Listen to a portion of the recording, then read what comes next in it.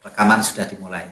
Supaya perkuliahan ini terrecord, tercatat ya, kita menggunakan Google Classroom, virtualnya dengan Google Meet yang terrecord ya, termasuk nanti responsinya menggunakan daring. Kita menggunakan paling tidak 3 aplikasi. 3 apa itu. Dan sekali lagi untuk virtual meetingnya, kita tidak tiap hari, kita tiap minggu kita virtual meeting, tetapi sudah saya jadwalkan ini. Yang warnanya kuning-kuning ini ya, warnanya kuning-kuning, ini adalah jadwal virtual meetingnya. Gitu. Kenapa kok tidak setiap minggu? Karena memang dalam posisi pandemi ini kita tidak disarankan, bahkan untuk untuk perkuliahan itu tidak sampai 50 menit ya.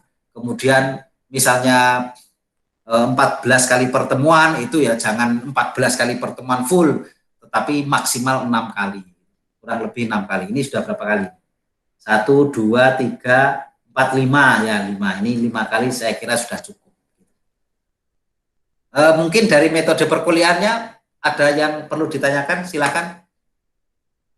Mas Rois, Hanif, Fuad, Yusdiandra, Fajrul, Istiqomah, Koriza, silakan kalau ada yang mau bertanya terkait dengan itu, terkait dengan ini, yang lain ini. Saya Pak, izin tanya Pak. Silakan. Ya, Fuad Pak. Ya, Fuad Abdul Aziz.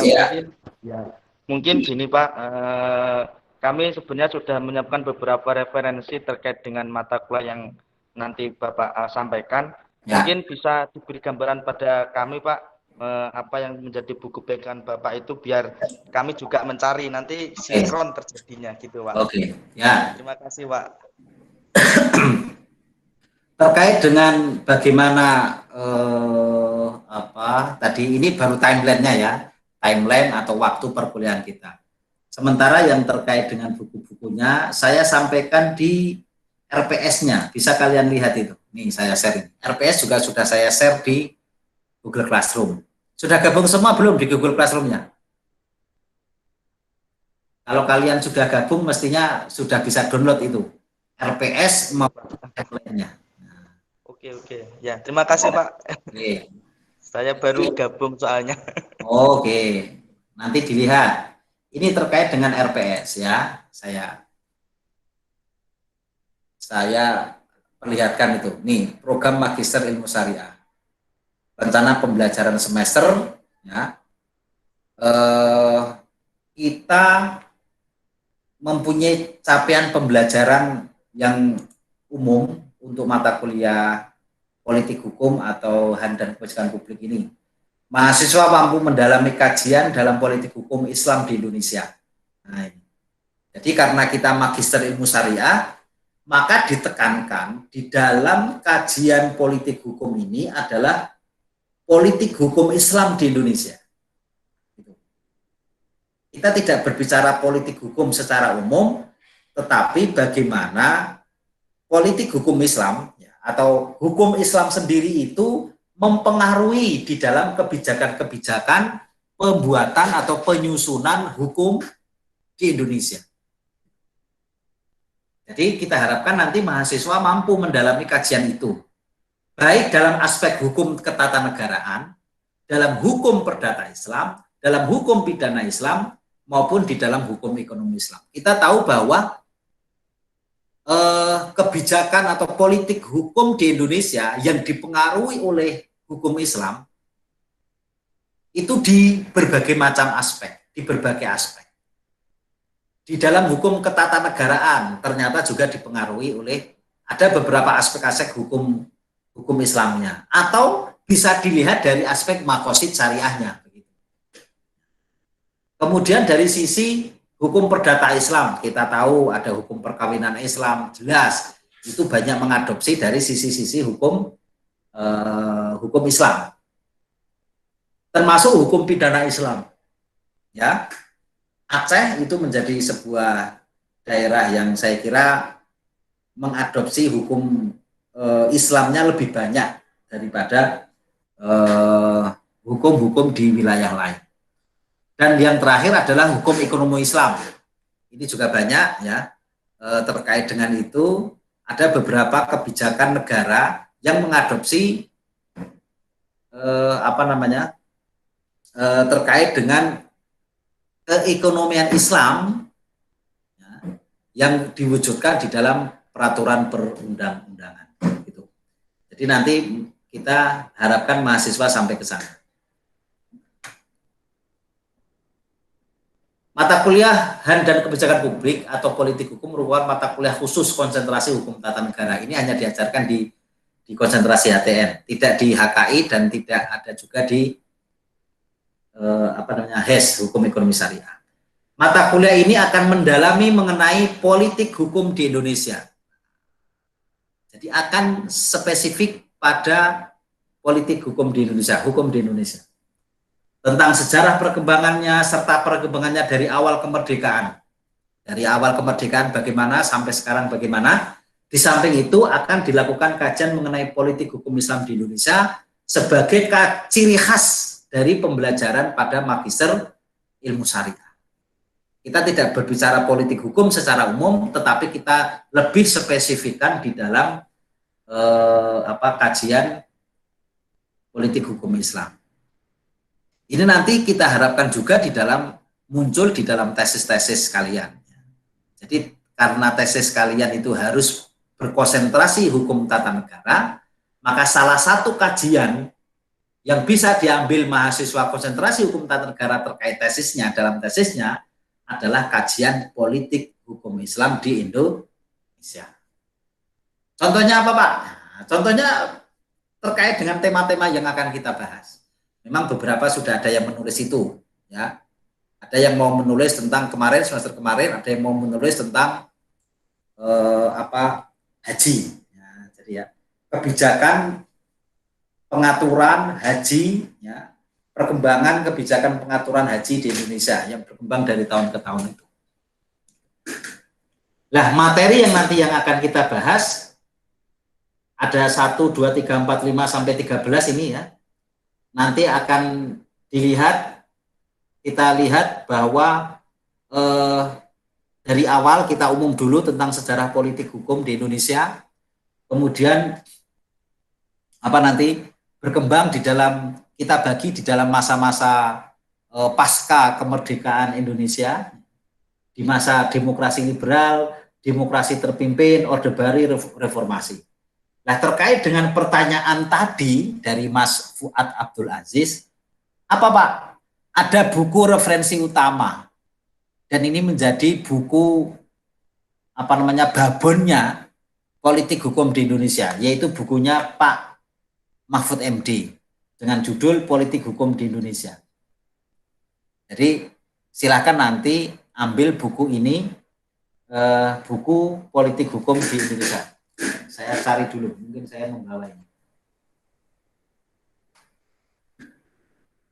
Ternyata tidak saya bawa. Tapi bukunya itu ya, sudah banyak beredar itu. Itu salah satu buku bestseller. Oke, nah politik hukum di Indonesia ini nanti didukung juga beberapa referensi ya, yang kalian bisa punyai atau miliki atau cari. Misalnya bukunya Daniel Eslev, ini mungkin saya ini Daniel Eslev. Judul bukunya Hukum dan Politik di Indonesia. Di sini cukup, ini kumpulan karangan Daniel Eslev yang dia juga menjadi pemerhati dari politik dan hukum di Indonesia. Kemudian Imam Saukani, Sunaryati Hartono, Amran Suadi, Abdullah Manan, dan ini sifatnya sunat ya, sifatnya sunnah. Jadi silakan nanti kalian bisa mengambil dari mana saja terkait dengan referensi itu. Bahkan saya sarankan selalu membaca atau selalu mencari beberapa referensi tentang politik hukum di Indonesia atau politik hukum Islam di Indonesia dari beberapa artikel jurnal. Mengapa? Karena kita sudah ada tuntutan untuk menyusun karya ilmiah, kita juga harus menampilkan, mensitasi atau mengambil referensi dari beberapa artikel jurnal. Kita bisa mencari artikel jurnal itu dengan beberapa cara. Ya. Misalnya kalian lihat di mana?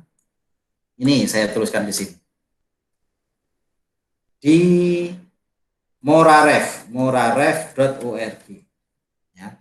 Moraref.org itu adalah situs, ya, atau apa ya, database ya lah gitu, yang disediakan oleh Kementerian Agama yang berisi jurnal-jurnal keislaman. Salah satunya adalah jurnal di Fakultas Syariah itu ada jurnal Asy-Syiah, termasuk kalau di UIN Sunan Kalijaga ada jurnal Al-Jamiah. Di situ ada moraref.org. Nanti ketik saja judulnya, nanti akan muncul dengan kata kunci itu muncul banyak artikel. Kemudian kalian juga bisa cari di garuda.ristekdikti.go.id. Garuda.ristekdikti.go.id itu adalah laman milik Kementerian Riset dan Teknologi dan Pendidikan Tinggi yang berisi tentang kumpulan-kumpulan jurnal beserta isinya, beserta karya-karya ilmiah yang ada di dalam jurnal itu. Saya cek dulu alamatnya ya, kalau moraref.org.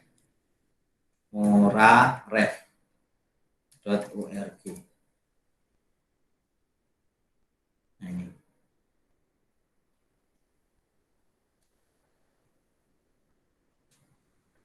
Kalau moraref seperti ini. Moraref.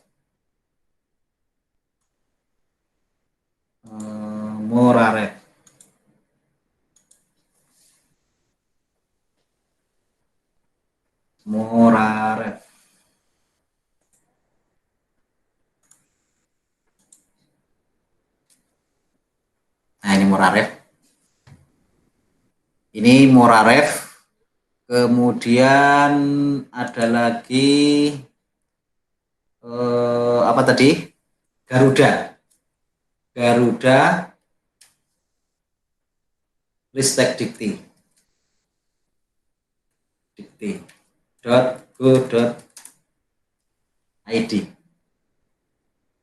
Ini juga menyediakan banyak artikel Garuda Ristekdikti. Ada juga satu lagi itu yang swasta itu doaj.org.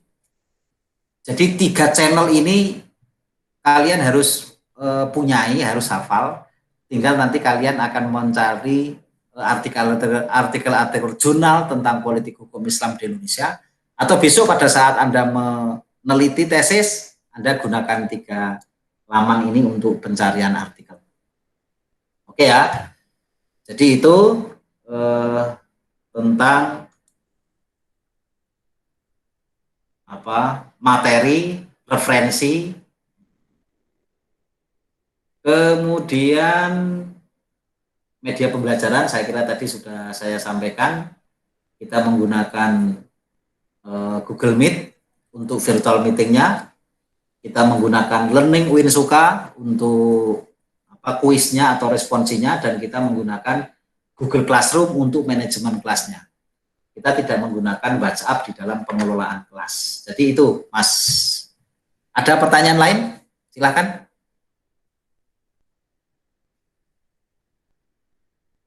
Ada pertanyaan lain? Silakan. Maaf Pak, mau nanya. Ya. Tentang penulisan ilmiah itu Pak, makalah. Bagaimana ya Pak bentuknya? Ya. Mungkin dalam. Oke, itu nanti ya. Nanti setelah pertemuan separuh nanti. Jadi setelah mid semester, ya. Setelah mid semester itu nanti setelah pertengahan kuliah gitu ya, pertengahan semester nanti akan dimulai dengan proses penulisan makalah. Tugas, bukan makalah ya, tugas. Nah, tugas dalam bentuk makalah itu nanti saya batasi dalam arti jumlah halamannya terbatas. Ya, jumlah halamannya maksimal 10 halaman saja. Ya, 10 halaman, kemudian spasinya maksimal spasi ganda. Spasi 1 boleh Pak? Boleh. Spasi 1,5 boleh. Spasi ganda boleh. Karena maksimal spasi ganda 10 halaman. Nah, makalah ini nanti akan kita bagi temanya berdasarkan tema-tema yang ke berapa ini? Tema yang ke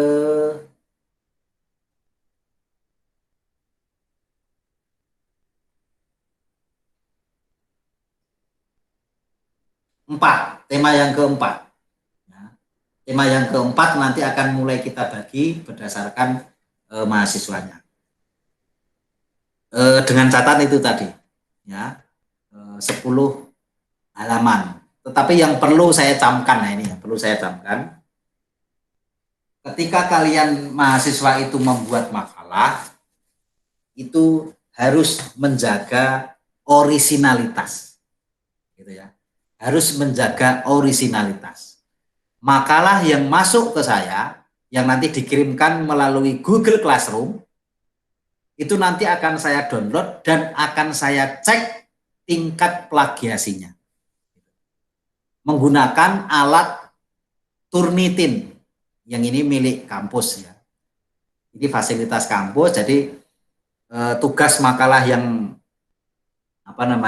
Anda kumpulkan itu nanti akan saya cek melalui Turnitin berapa prosentasenya. Kalau prosentasenya di bawah 50 tidak akan saya terima. Artinya plagiasinya sudah separuh itu. Kalau 30% ya itu masih dimaafkan lah gitu. Tapi kalau sudah lebih dari 50% sudah.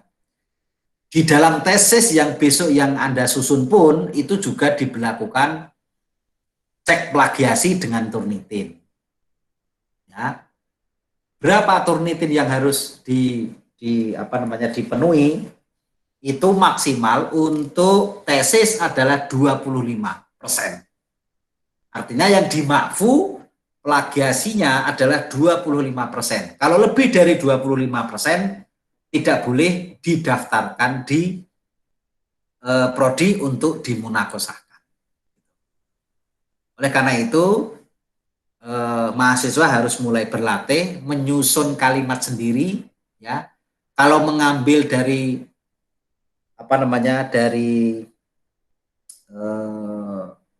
referensi ya harus Anda cantumkan referensinya dari mana gitu. Karena otomatis nanti kalau hanya copy paste saja itu akan ketahuan Turnitin dan nanti Turnitin akan memberikan warning berapa prosentasenya. Berapa persentase plagiasinya. Itu yang penting Mas ya. Itu. Terkait dengan pembagian besok saya harus menulis tema tentang apa itu kita sampaikan sekarang atau minggu depan itu ya. Gampang ya, kita hanya membagi saja, membagi tugas. Oke. Tapi baiknya memang sekarang. Jadi mahasiswa sudah punya gambaran saya besok harus menulis tentang apa gitu terkait tentang politik hukum Islam itu. Sekarang atau nanti? Sekarang atau besok? Kalau kita bagi sekarang ya berarti saya harus tulis sekarang ini. Ya, sekarang saja Pak lebih baiknya Pak, nanti bisa di grup Pak. Bisa dianu ya. Ini ada 19, tetapi temanya ada 14 ini. Ya, mungkin baiknya mungkin baiknya supaya tidak satu. Ini saya pikirkan dulu karena tadi itu saya mikir ini jumlahnya ada 19. Tapi ada kalau 19 2 orang itu berarti 10 nanti ya. Saya harapkan ini satu makalah itu 2 orang begitu ya. Biar kalian ada kerjasama, ada hubungan komunikasi dengan satu dengan yang lain juga tidak terlalu memberatkan. Gitu aja ya. Jadi satu makalah itu disusun oleh 2 mahasiswa. Gitu. Oke ya. Yang penting Anda tadi yang perlu diperhatikan kalian adalah tentang plagiasi. Oke. Besok temanya apa? Temanya apa? Nanti saya share aja di grup di apa Google Classroom. Bukan di grup ya, tapi di Google Classroom. Ini tema ini nanti yang menulis siapa dengan siapa. Ya, gitu ya. Atau nanti diskusinya di situ, Pak, saya pinginnya dengan ini misalnya. Mas Hanif misalnya, saya Hanif Pak, pengennya dengan Fuad Abdul Aziz, boleh gitu ya. Milih teman juga enggak apa-apa. Nanti silakan tulis di Google Classroom-nya. Di situ nanti akan saya tawarkan ini tema ini siapa yang akan menulis gitu, nanti kalian milih sendiri lah gitu, biar lebih demokratis. Saya kira itu ya terkait dengan kontrak belajar, kemudian media pembelajaran, tema-temanya ya. Terkait tema tugas akan saya share lebih lanjut di Google Classroom gitu. Oke, demikian.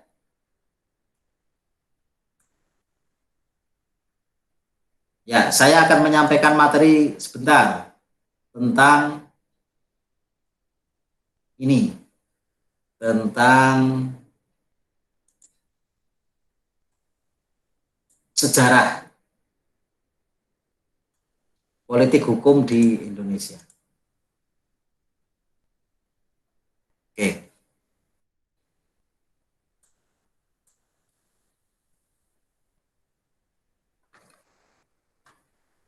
Tengah muncul.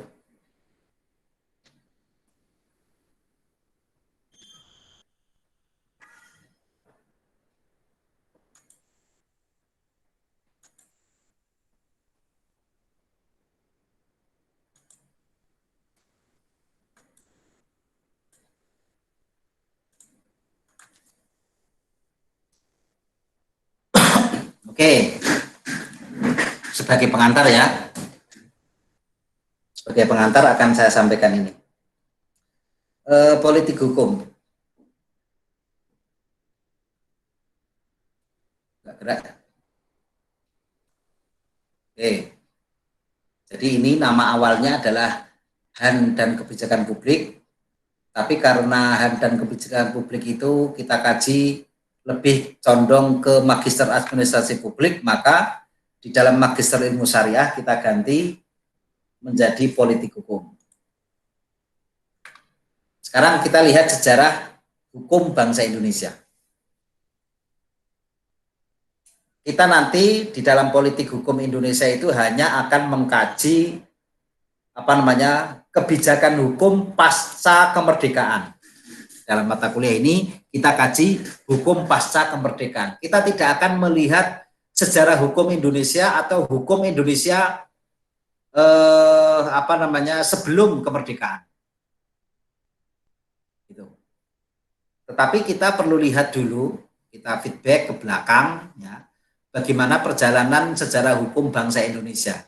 Supaya kita paham, kita tahu bahwa hukum di Indonesia itu bukan sesuatu yang muncul tiba-tiba dari kehampaan hukum, tetapi kita hanya menjalankan perjalanan sejarah hukum itu di Indonesia.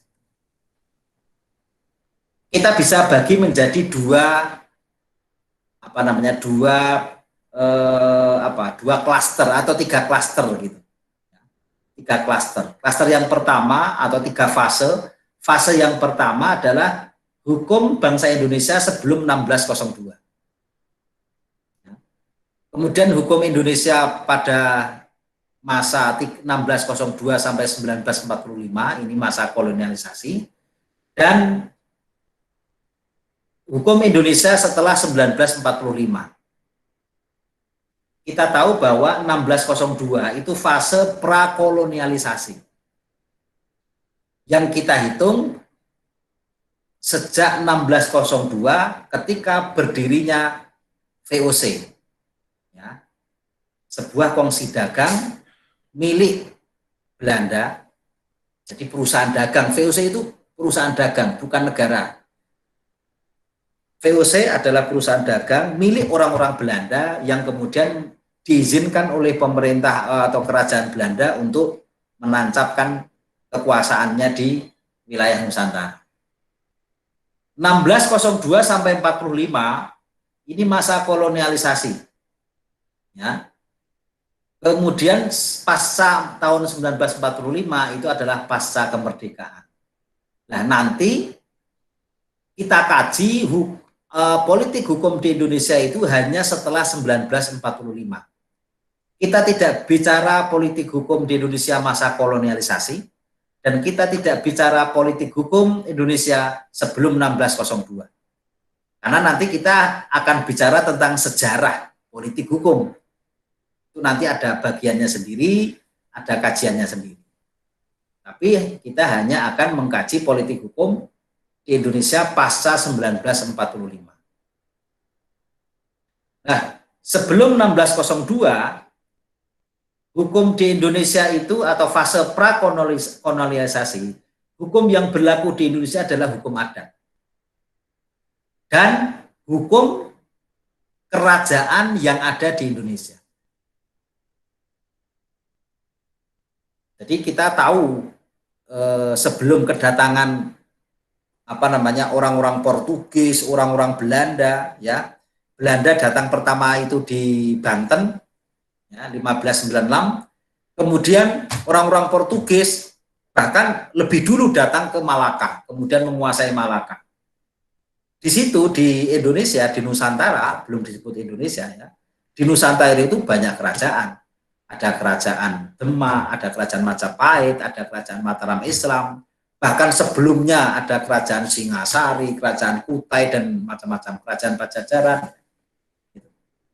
Nah, pada masa itu Indonesia belum menjadi sebuah negara, tetapi masih terdiri dari beberapa wilayah kerajaan yang tentu hukumnya juga berdasarkan atas hukum kerajaan-kerajaan di Nusantara.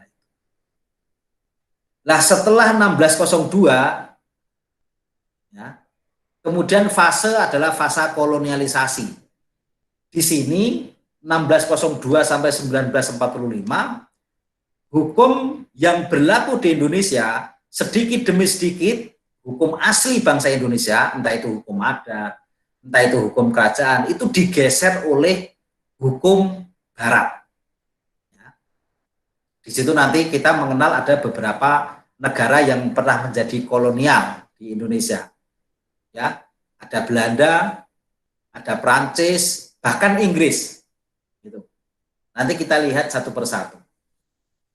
Jadi yang berlaku pada saat itu adalah hukum kolonial. Hukum adat sudah mulai melemah. Hukum kerajaan, ya, apalagi ya, itu sudah mulai melemah karena sudah dikuasai oleh kolonial itu. Setelah 1945, setelah kita merdeka, baru, ya, kita menggunakan hukum nasional. Ya. Apalagi ada amanat di dalam ayat 4, aturan peralihan Undang-Undang Dasar 1945, bahwa segala badan dan undang-undang. Jadi setelah kemerdekaan, segala badan dan undang-undang sementara diberlakukan. Jadi salah satu tujuan proklamasi kita tahu adalah mendobrak sistem hukum kolonial menjadi sistem hukum nasional. 1945 kita memproklamirkan kita ingin negara Indonesia adalah negara merdeka. Maka lembaga-lembaga yang ada di Indonesia pada saat itu menjadi milik Indonesia. Termasuk hukumnya. Kita ingin 1945 kita ingin mendobrak yang dulu diberlakukan hukum kolonial, kita gunakan sejak 1945 kita gunakan hukum nasional produk dari bangsa Indonesia sendiri. Jadi itu. Kita tahu perjalanan bangsa Eropa di Nusantara. Ini orang Belanda ya, orang Belanda pertama kali datang ke Nusantara di Banten 1596. Cornelis de Houtman. Mereka melakukan perjalanan panjang luar biasa itu. Hampir separuh bumi. Mereka menggunakan kapal dari mana ini? Dari Belanda di sini.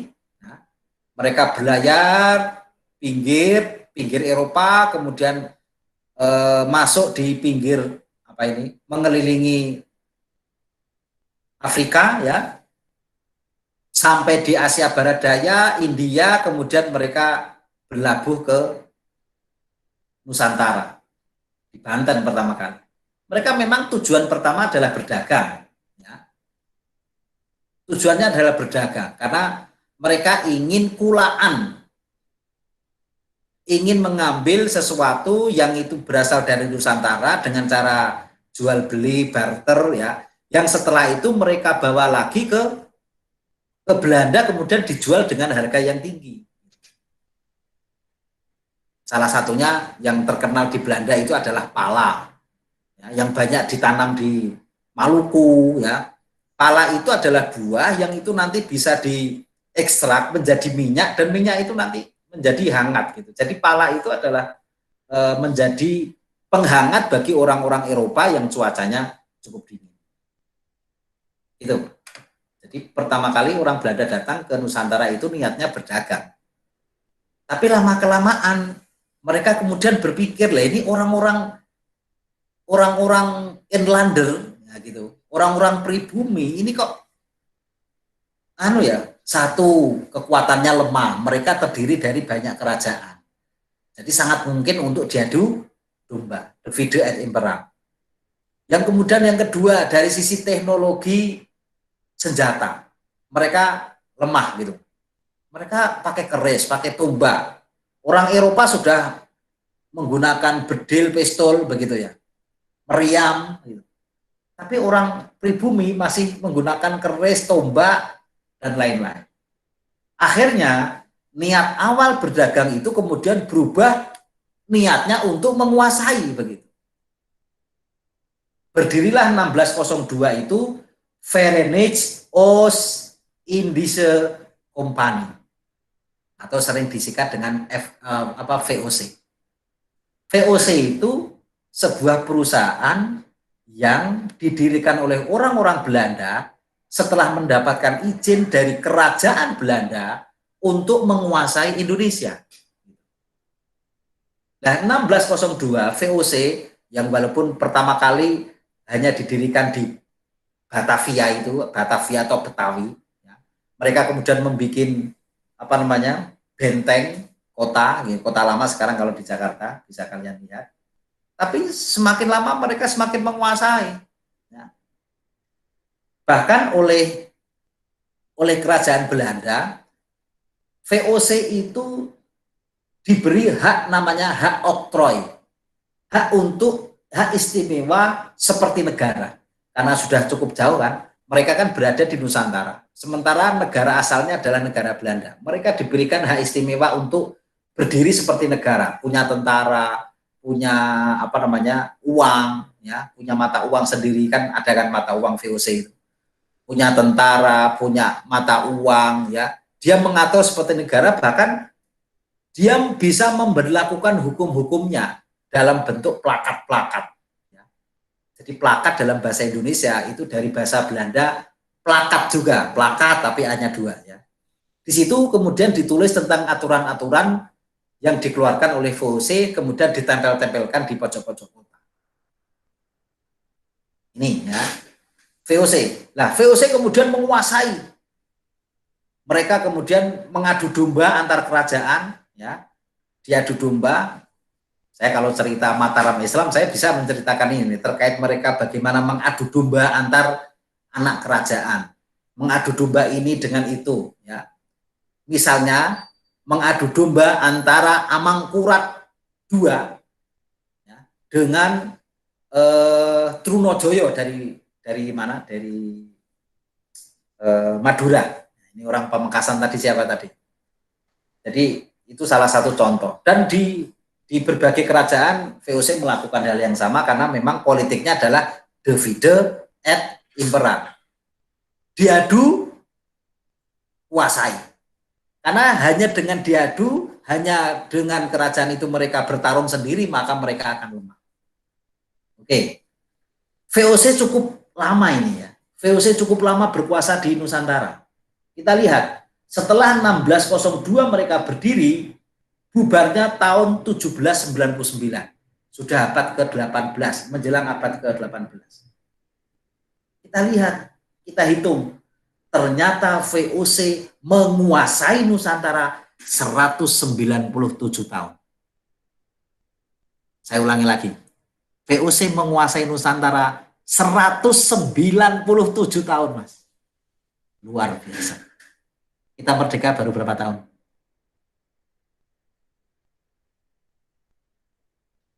Kita merdeka berapa tahun?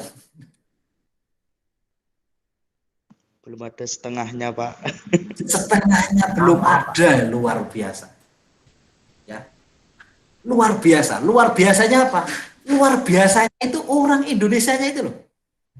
Kita yang dijajah VOC 197 tahun, kita masih eksis. Dari sisi ideologi ya, kita lihat ideologi orang-orang Indonesia tidak berubah sebagaimana kolonialnya. Padahal salah satu tujuan Belanda datang ke Nusantara, salah satunya adalah dia melakukan misionaris. Tapi tidak berubah kan? Padahal sudah VOC sendiri, nanti saya belum melihat bagaimana kerajaan Belandanya. VOC saja menjajah Indonesia 197 tahun. Tapi ternyata mereka di dalam ideologi tidak berhasil.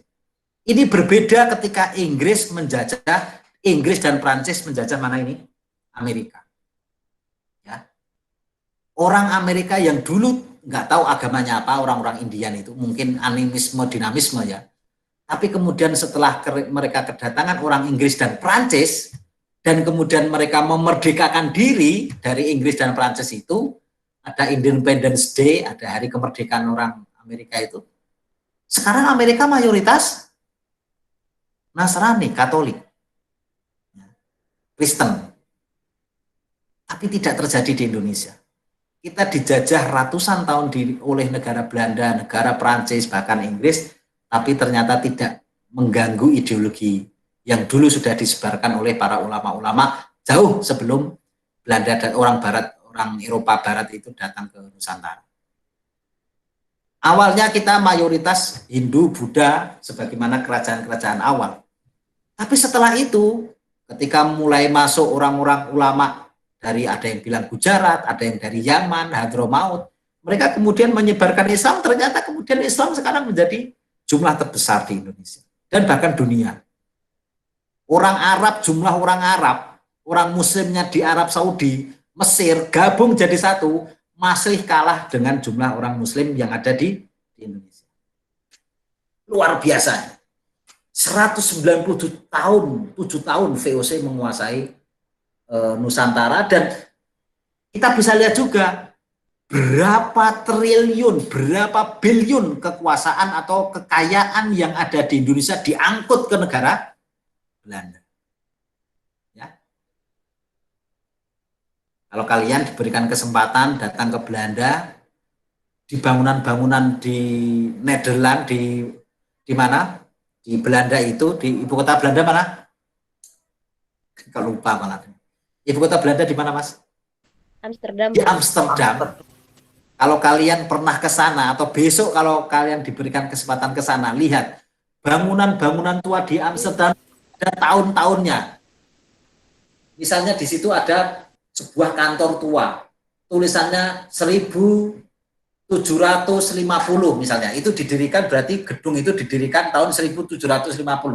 Itu didirikan pasti berasal dari kekayaan yang berasal dari Nusantara. Mereka itu wilayahnya punya apa sih, Mas, Belanda itu? Kan kecil, hanya seluas daerah istimewa Yogyakarta. Tapi karena mereka menguasai Nusantara, mereka ambil sebanyak-banyaknya kekayaan sumber daya alam yang ada di Indonesia. Oke, ngomong-ngomong, itulah bedanya orang Belanda dan orang Inggris. Orang Belanda itu berada di Eropa daratan atau Eropa kepulauan, Mas? Daratan, Pak. Daratan. Orang Belanda, orang Prancis itu Eropa daratan. Sementara Inggris itu Eropa kepulauan. Ketika mereka menjajah berbeda, Mas. Orang Belanda, orang Prancis, orang Portugis, orang Eropa daratan itu, ketika mereka menjajah ke negara lain, itu yang ada adalah vini, vidi, vici.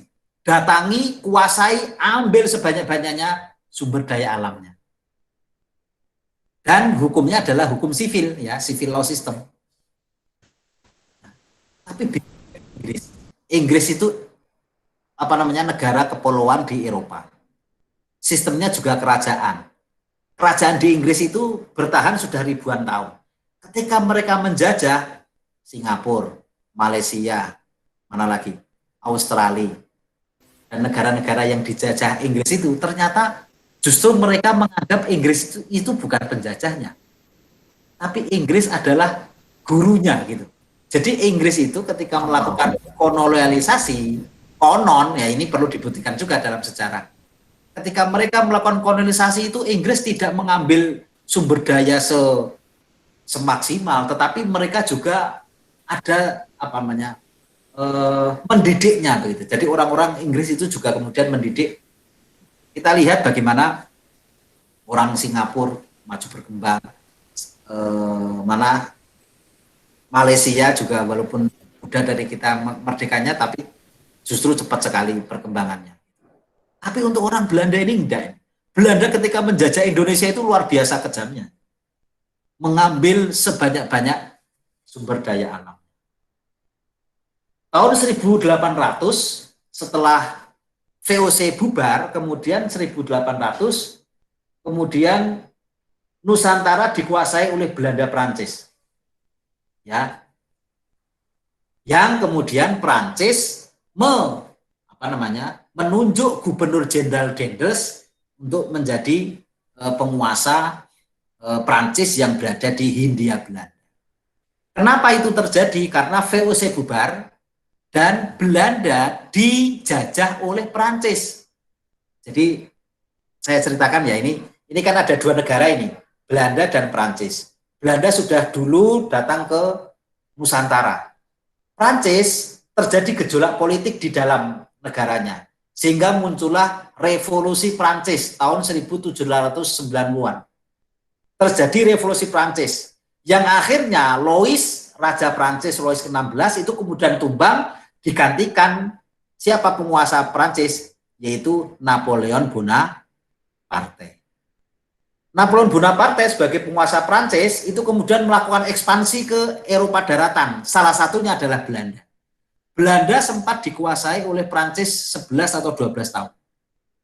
Ya, yang pada saat itu Belanda juga menguasai Nusantara, gitu loh.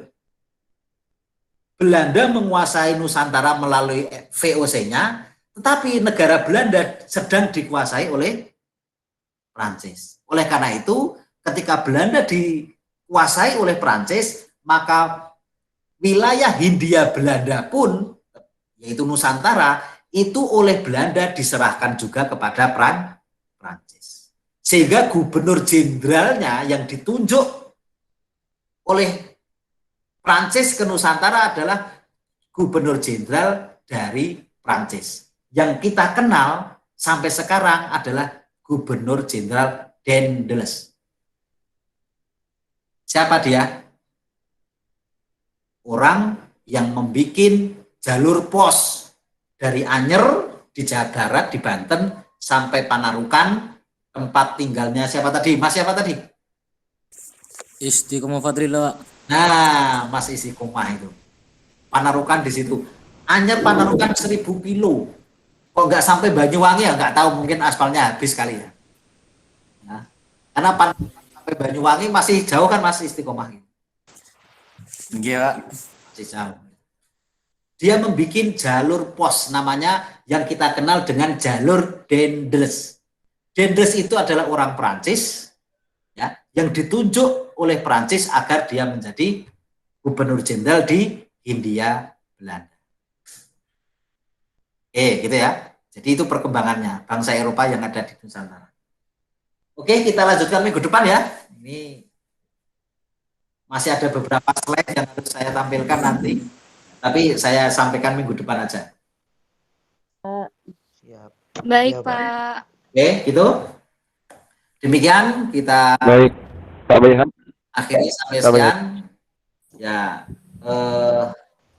materi akan saya share juga nanti di Google Classroom dan kita akan bertemu lagi untuk 2 hari ke depan, 2 minggu ke depan ya. Kita akan lagi 2 minggu ke depan. Semoga sehat selalu. Assalamualaikum warahmatullahi wabarakatuh. Waalaikumsalam. Waalaikumsalam warahmatullahi wabarakatuh. Tadi yang belum saya undang untuk presensi tadi silakan bilang ya. Misalnya Muhammad Najib, Weni Wahyuni. Weni tadi kayaknya hadir nih Weni tadi. Cuma keluar lagi nih. Saya, Pak. Nah, Weni tadi ada Fajar, Pak. Najib, Hamidun Arifin. Siapa? Iya Pak. Najib hadir. Hadir Pak, hadir. Najib hadir ya. Fajar belum, Pak. Belum. Mana Najib ini wajahmu kok enggak? Oh ya. Oke. Najib Daud Musik di mana ini posisi? Di Lombok Pak. Lombok. Dulu S1 di mana Mas Najib? Di Lombok juga Pak. Di Win Iya, Mataram. Mataram. Oke. Hajar, Pak. Hamidun Arifin.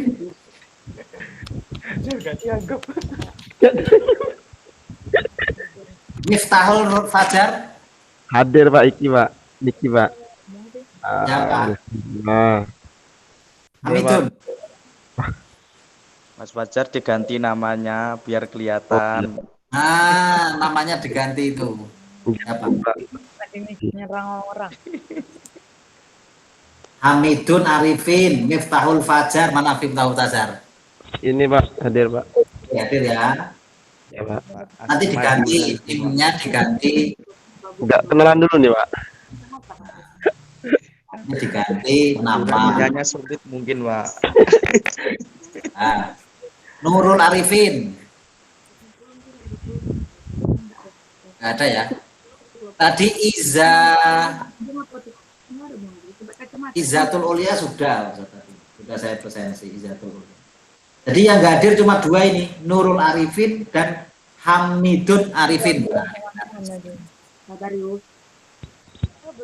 Oke, demikian Mas semua. Saya akhiri ya. Saya tutup ya. Oke, Pak.